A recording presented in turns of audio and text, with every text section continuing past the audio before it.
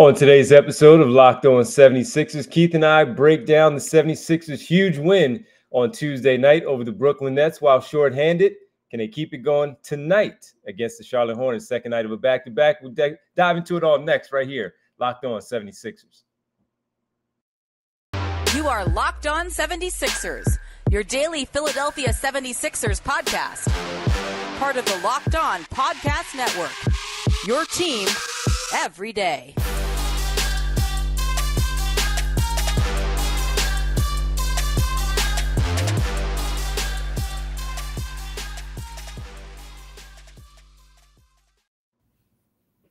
Welcome, you are Locked On 76ers. I'm Devon Givens from 97.5 The Fanatic Radio in Philadelphia, alongside my co-host and partner from TheInquirer.com, Sixers beat writer. Busy last couple of days for him, Keith Pompey. What's up, Keith? What's good, D? How you been, bro? I'm doing all right, man. Big win last night, huh? Yeah, it was. I mean, yeah, it was. D, it was one of them things where you say is a shocker, but is it really a shocker because of the way the Sixers play when they're undermanned? But it was a big win. Yeah, absolutely. Well, we appreciate everybody, as always, for making us your first listen every day. And we thank you for checking in with us. Make sure you checked us out, Locked On 76ers. It's free and available on all platforms, including right here, YouTube at Locked On 76ers. So, all right, Keith, big win last night for the 76ers. Huge win. And really didn't expect it to play out the way that it did for the basketball team. A 9-point victory at home, 115-106 at home. They get down very fast, Keith. 10-2, timeout. Doc Rivers decides, all right, Nick Claxton's got 8 points in the paint immediately. Ben Simmons has 3 assists. This has to stop. And you could see immediately that their game plan was to take advantage of the paint. No Joel Embiid was in there. Montrezl Harrell in the starting lineup. He's not stopping anybody. That's not what he does. And all they did was just run up and rim the rim and get some easy buckets, and they were uncontested and timeout. Things didn't look good. I was like, oh, man, this is going to be a long night. And then after that timeout, man, they turned it around, and they turned it around in a big way. So what's to start it off, and you saw what I saw on that one. What did you see, if anything, in their change, and what was different after that timeout where they just flipped everything? It seems like they settled down a little bit, right? And also it just seems like the ball movement was better. It seemed like, early on, I think the emotions of the moment with Ben being here and this and that, like they were amped up. Like they were like, and they were kind of like a little bit, I hate to say it, but a little bit in awe, but then it just seemed like they settled down. And then all of a sudden we saw better ball movement. We saw guys like saying, guess what? I'm an NBA player too. We start seeing more grit, more hustle, more determination, right? And it looked like, we saw them basically taking it to the Brooklyn Nets. You know what I mean? That's what it really was to me.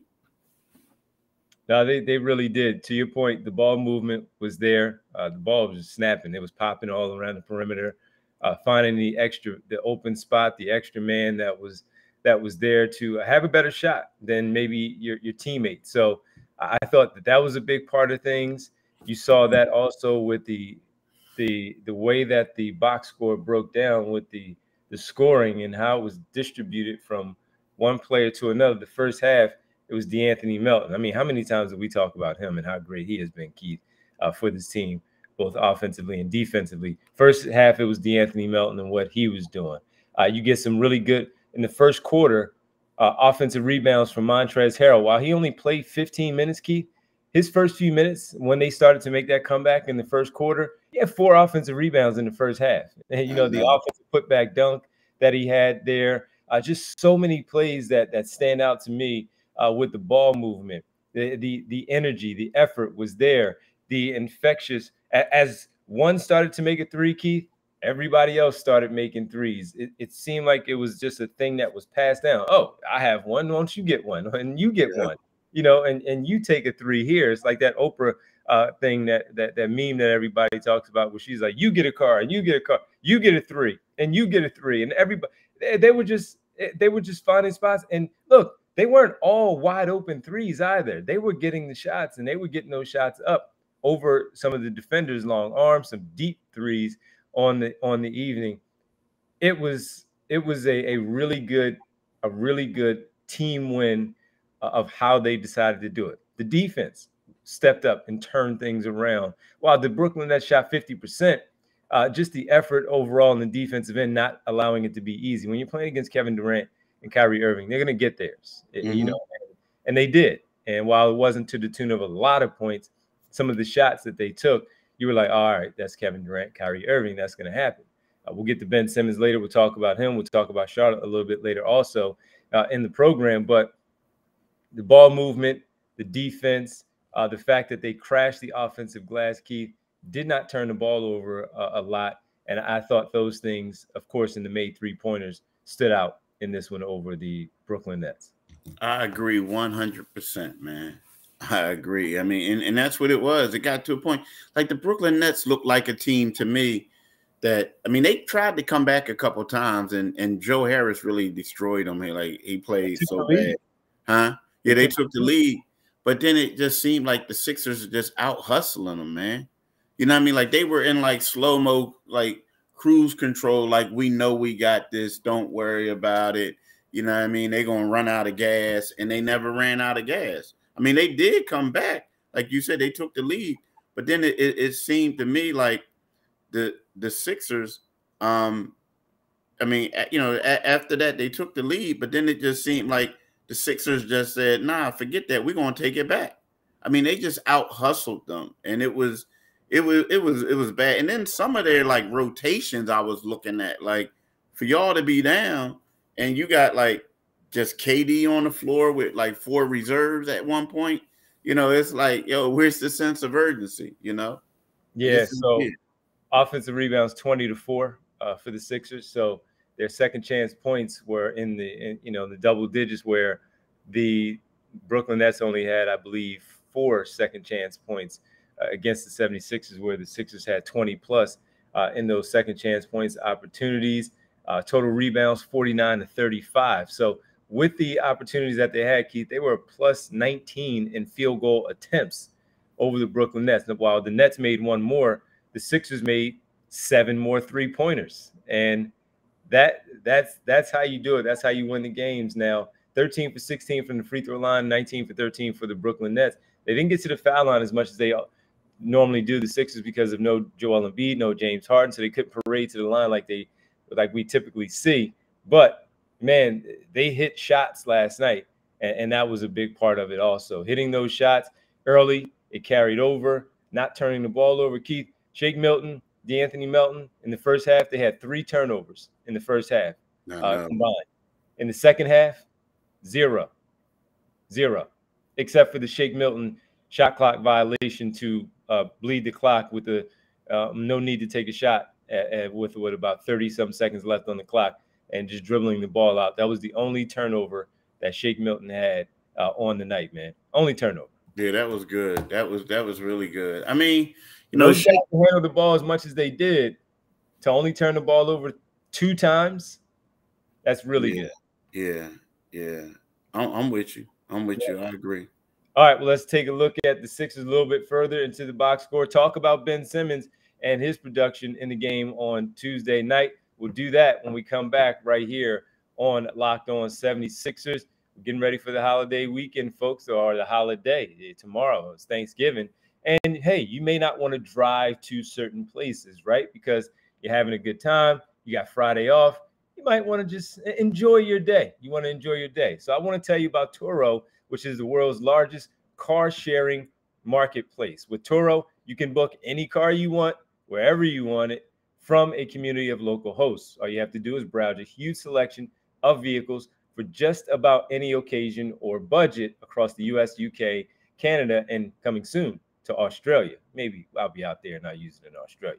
Book a spacious SUV, a minivan for a family road trip. Get a classic or luxury car for a special event, birthday, or holiday, like we just talked about, for Thanksgiving. So you got to act fast for tomorrow. Find affordable economy cars if you're on a budget and just need to get from simply A to B. Test drive that new electric vehicle. you've had your eye on to see how it fits in your everyday life. And many Turo hosts can even deliver the car right to you. You don't even have to do anything. They'll deliver it right to you. No big deal, no problem. Every trip is backed by liability insurance. Terms, conditions, and exclusions apply. Forget boring rental cars and find your drive at Turo.com. All right? All right. I'll let you know how it goes. Turo. I say Toros. Turo. Make sure you get your car and take advantage of all of that. That'd be good for Thanksgiving. You don't have to do anything. Thanks for making Locked On 76ers your first listen today. For your second listen today, check out Locked On Sports Today, from the games that mattered the most to the biggest stories in sports, like the 76ers game last night was the big game of the evening. Go beyond the scoreboard and behind the scenes with local experts and insights only Locked On can provide. Locked On Sports Today, available on this app, YouTube, and wherever you do get your podcasts. All right, Keith. Ben Simmons, 11 points, 11 assists, 7 rebounds. Had some early assists for the basketball team that we talked about, the Nick Claxton and some others, Kevin Durant, I believe, or no, Kyrie Irving, and they found their way to an early lead. He looked okay. He looked spry. Didn't look too nervous. He made some early free throws where we're accustomed to seeing him not do that, make those early free throws. He did help the Sixer fans out in the second half, where with the bricking for chicken. That is a local thing here that we see. It used to be Frosty Freeze Out. Now it's bricking for chicken. You missed 2 free throws, and the opposing team missed 2 consecutive free throws, and all Sixer fans have the opportunity to get some chicken if they do. And he helped. He did that. But overall, Keith, can you take us in the building? I was not there last night. Can you take us in the building, what the atmosphere was like, what he was like before the game, during the game, after the game? What did you see overall? What was the night like, or the overall day, including Ben Simmons? You know, it was crazy because, like, I guess people didn't show up early, like normally, like before. So when he went out there and warmed up, it was like, it was cool. It was chill. Like, he even signed autographs, went up in the stands to sign autographs, right? But then when he came on the floor, like, and it ran on the floor with the team, you heard loud boos. Every time he touched the ball, or whenever he did anything, there was like a boo. You heard the chanting F Ben Simmons, but they weren't saying F Ben Simmons. Mm-hmm. They were doing all types of things. Mm-hmm. But to be honest with you, it didn't bother him at all. Like, nothing did. And it was kind of sort of like maybe a year ago or whatever, but right now it's kind of like it wouldn't bother you either, D. It wouldn't bother me. It's like I'm out here playing and I'm out here busting some dude's tails and y'all chanting this and chanting that. Like, because he was getting off early. Early on he did. So he had 9 points in the first half. Yeah, and then it wasn't it like the same Ben Simmons that he looked like Ben. Yeah. He looked like Ben. So it was one of those things where it didn't matter. And then after the game, I asked him, like, was it worse than what you thought? And he was like, nah, I thought they were going to be louder. And he said, didn't you? And I was like, yeah, kind of. Because at one point I did. I thought it was going to be like more malicious. Don't get me wrong. It was like a playoff atmosphere. It was like, boo, every time he touched the ball. And it was loud. But it just reminded you of, you know, a playoff atmosphere where he was the villain. But, you know, it wasn't as bad as I thought it was going to be. You know what I mean? If that makes sense. I think it was diffused a little bit because there was no one person in particular, no Embiid. Yeah. If Embiid was there, it's almost as if while the fans were standing up for themselves against Ben Simmons, mm-hmm. It's almost as if all of Philadelphia would have been walking on the floor behind Joel Embiid, only Joel Embiid, nothing to do with Maxey or Harden, Harris, Korkmaz, Milton, any of his former teammates, only Joel Embiid. If Joel Embiid played in that game on Tuesday night, I think it would have been much different in terms of the fan reaction to Ben Simmons, my opinion, because of their strained relationship, the things that were said after the fact, some of what we may have heard or have seen during their years together.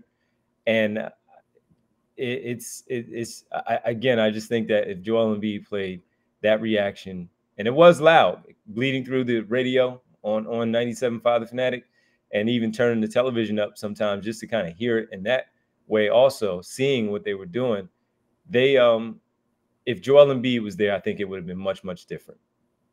Yeah, I agree. I agree. I mean, I agree. But also, you know what? Like, it's funny. Like, a lot of people were saying, you know, to me, like, yeah, it's going to be different next time. Like, nah, it ain't going to be no next time. Like, you only get one chance at this one. Like, you only get one home game. Like, I mean, one opportunity. I like, you know, no offense, it just didn't happen. Like, you know what I mean? Joe didn't play. You're right. It would have been different. It would have been different. I think it would have been more heated, you know, this and that. But look, I'm going to tell you what, though. George Niang. Ben was getting off. George Niang got that flagrant on him. You know what I mean? It was like, then it kind of settled down a little bit. You know what I mean? After that. Yeah. You know?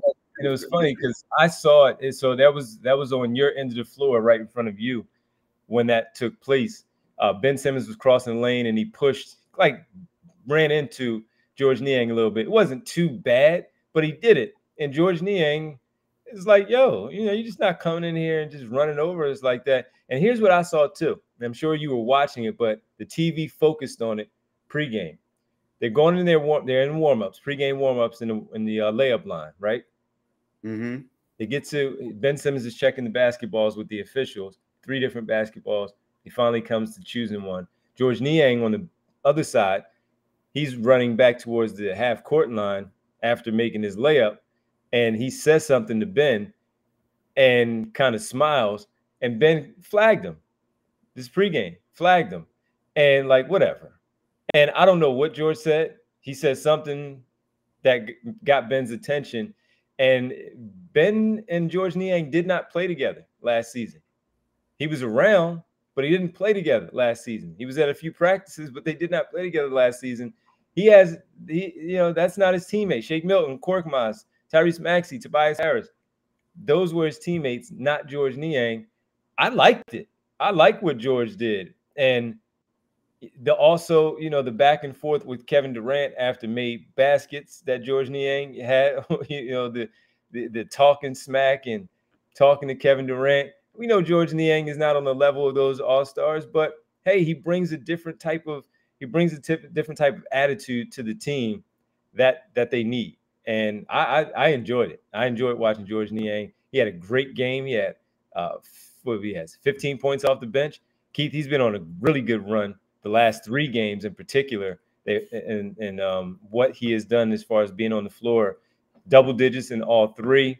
They are 1-4 of their last 5 on their home floor in the 5-game homestand that they had there. And he's been really good. As we talk about that with Ben Simmons, George Niang has been really good.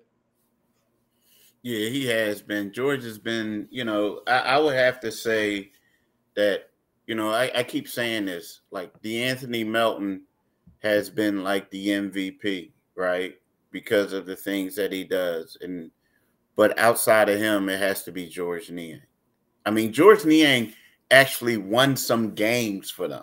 You know what I'm saying? Like, George was balling. I mean, last night he was hitting a couple shots. You know what I mean? I mean, what was he, 4 for 5 on 3 yesterday? Yeah. So, you know, George Niang has been a quality addition. Also, you know, you look at George, and George is like the personality, all this and that. He's a good fit for the city. You know, he just is. I mean, I like George. I like George a lot. He's funny, though. He's a funny guy, too. But, yeah. You know, he's a great fit for the city.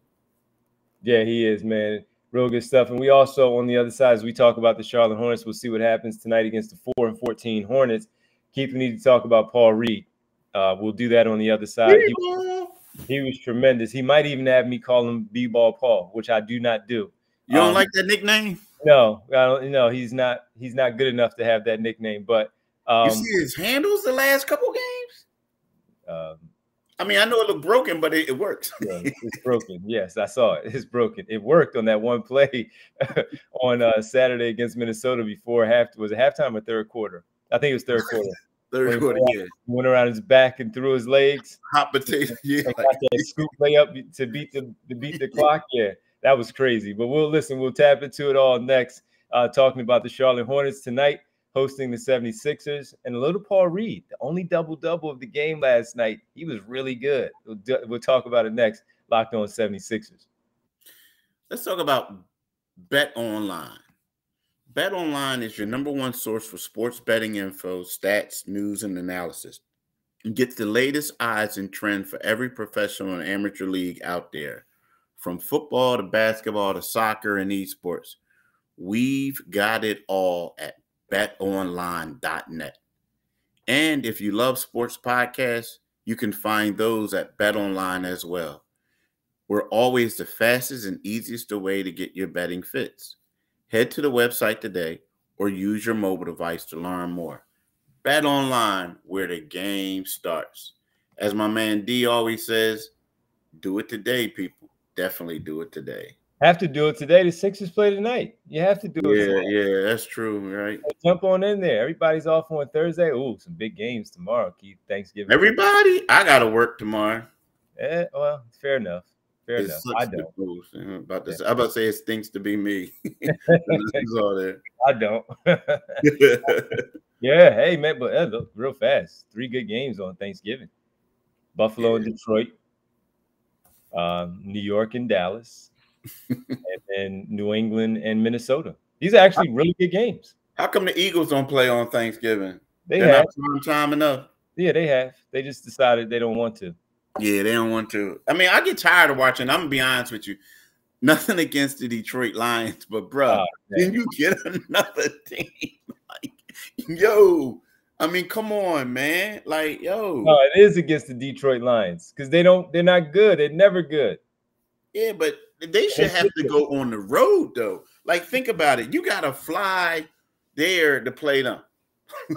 You know what I mean?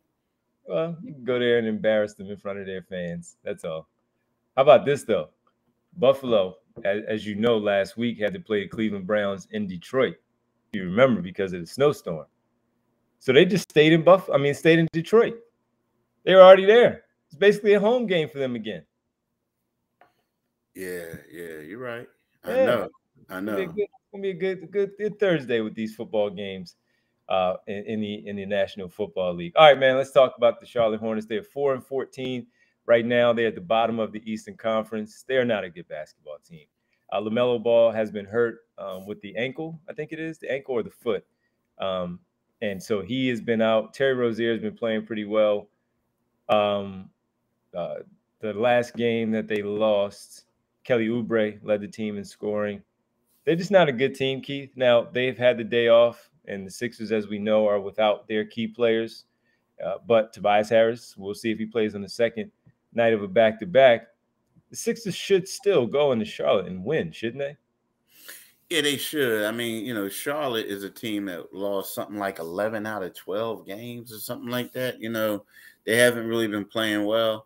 The thing about me that concerns me, well, I shouldn't say concerns me. So I shouldn't say concerned. I said the thing that we need to pay attention to is, Tobias Harris, how is his ankle? Right.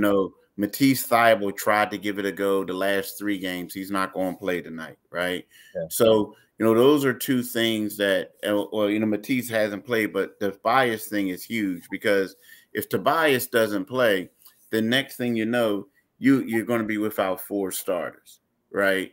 And if that happens, they're going to have to get PJ Tucker way more involved than he has been. Like, he went the last 4 games without scoring a point, right? So I'm saying that to say that, these are games that the Sixers should win. Yes, they should. But I just want to know if Tobias is going to play. But at the same time, Dave, me saying that, I would be shocked if the Sixers lost. If the Sixers lost, it, to me, is a huge letdown. You know what I mean? It's a huge letdown. They should go in there and they should get that victory.